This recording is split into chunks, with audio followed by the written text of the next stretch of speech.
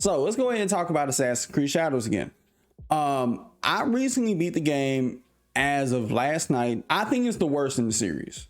And some of y'all probably gonna be looking at the title and, you know, freak out, be thinking, oh my God, like, is it really that bad? I don't think it's a bad game.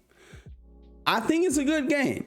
It has good moments in this game, pretty solid things to like about it. The stealth, the combat, some of the side quests that you encounter are memorable, even though there's not that many, you know, because there's a lot of side quests you'll find that are, you know, fetch quests of, hey, can you kill 10 bandits because they were being mean to me? The story is specifically for both characters, Naoe and Yasuke. I feel like at some point you get to realize that that is the main story, not the whole taking down the Shinbaku thing. And I promise I'm not gonna spoil anything, but it's interesting. With Naoe, her storyline just ends on a cliffhanger, like, hey, we'll see you in the DLC or the first expansion. Or in another game. Like, honestly, I could see Ubisoft doing this where they do work on a DLC or already, you know, are working on a DLC or expansion that has now a look for somebody that you get to find out who it is by the end of the game. But I can see Ubisoft really turn that into a full-blown game. I honestly can. And how they'll pitch it is like they've done before and other devs before them. Oh, well, it started off as a DLC or expansion and it grew into its own game. Like, I promise you it's gonna end up being one of them things. Now, we've seen things like with AC Mirage that at one point was going to be an expansion, but it grew into its own game, and I thoroughly enjoyed that game. I thought it was great. Graphically and from a weather physics standpoint, it's spot on. But outside of those few things, there's a lot of issues that is in this game. For this game being touted as an RPG, they take away certain choices away from you. Like when you get closer to the end of the game, you're thinking, they ought to give you a choice here, but Ghost of Tsushima literally gave you a choice at the end of that game, and that game wasn't even an RPG. Open world and the repetitive nature of it, it's a lot to be desired. Let me just say that. It literally takes all the worst things from Odyssey in terms of having all those checklists, fodder, and, you know, open world junk food, if you want to call it that, in the game, and you don't at least have memorable side quests that offset that and a bunch of optional bosses. There's a few optional bosses, but compared to Odyssey, it's very, very little and few and far in between. And the biggest repetitive aspect of this is when you get to the objective board after starting a whole bunch of side quests, taking down different factions. That is the result of what happens at, you know, early part in the game, which kind of plays into the whole idea. You topple a dictator, multiple factions spawn up out of nowhere, and they try to all vie for power at once. Now, granted, some of those I liked, but there were others that it was just very mundane. It was like, okay, you may get at best a dialogue sequence or you listen to a conversation, but outside of that, I would have loved the cutscene, at least with one or two of these. Make me feel like, oh, this might be part of the main story, or have me questioning myself, is it part of the main story, or is this a side quest that is an actual side quest, but they kind of did it like it is its own story in a sense. They didn't do that here. They could have did something with the Isu. They didn't do anything with the Isu at all. Like, the Isu was almost non-existent. You're kind of going on this, you know, long-winded quest of what's in the box, but unless like what's in the box is just some type of smoke and mirrors, then I don't know why we ain't seen a trace of them in this game. Like, did the Isu just say, oh, we're going to everywhere else but Japan? Like, really? Like, out of all places you expect me to believe that there's nothing that they haven't left behind in Japan. Now, maybe they got something cooking up for a DLC or expansion in the future.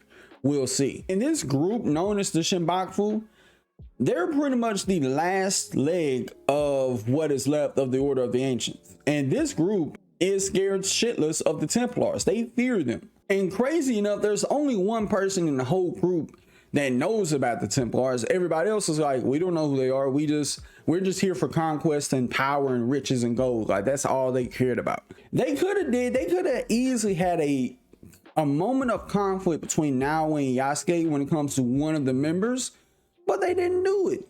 And I think that would have made for an interesting conversation. If they have a discourse about something, they get into a big old argument, a fight, because friends do that. We see friends fight all the time. So I don't think it would have been out of the ordinary to see them argue about something like that. Now, if the main story was actually about the Shinbaku and the credits rolled after that, I would have been pissed. Thankfully, it's not, because you get to find out that the main story is actually Naoya and Yasuke's personal quest. It was a huge missed opportunity not to let Naoya's storyline like play out throughout the rest of the game, but Yasuke's let his play out, which his quest line is amazing. I will tell Ubisoft this, for the love of God, stop acting scared to commit to one protagonist. Now, it would be one thing if I didn't really care for Naoya, or if a lot of people didn't really care for Naoya's story, and then this would be a different conversation entirely.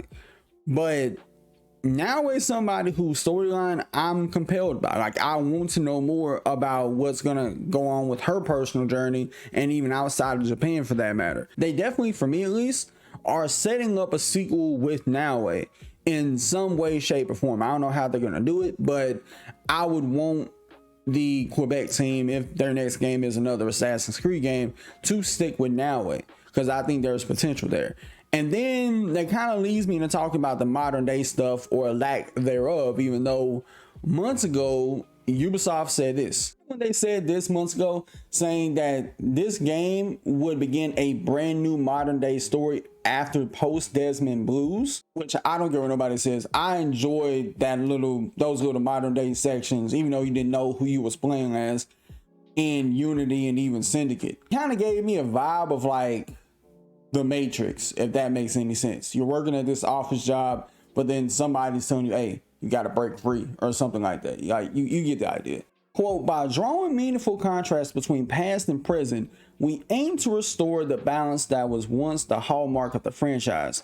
The modern day storyline will explore deeper themes of memory, identity, autonomy, how the past shapes who we are, and how controlling this past can impact our future. These themes will allow us to reflect on contemporary issues: freedom versus control, the power of knowledge, and the tension between individuality and conformity, all through the lens of history.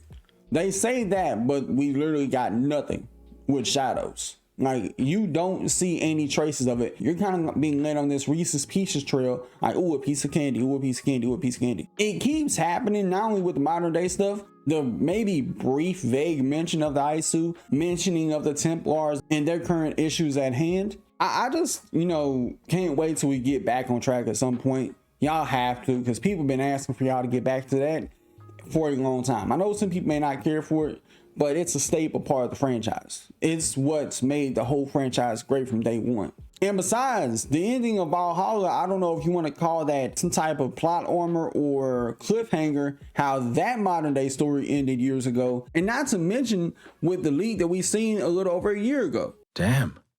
3 years of doing this, I've never even seen a memory ghost. It's a rare find. Don't beat yourself up. But this 9th century DNA, it's a gold mine. You said it was collected by William Miles? I was just reading the data file. Is that what I said? Double check, because that's a name attached to a lot of interesting samples. Miles.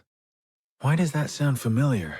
Did you skip the history seminars? Obviously not. It's mandatory. Assassin Mandor, one of the last before the Great Shift. You don't remember? The shift was 21st century. Ancient history.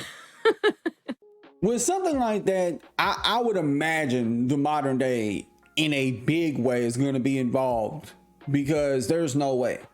If Hex comes out and the modern day is still non-existent, even though we've had this clip from over a year ago, I would be so confused. And I think Ubisoft would have to, say something about it, which basically means we ain't gonna know, we ain't gonna see anything doing modern day anything until 2027. So get ready to buckle in. All that being said, I've been yapping for too much at this point. Let me know what y'all think about it in the comments. Till next time, I'll see y'all in the next video. Peace.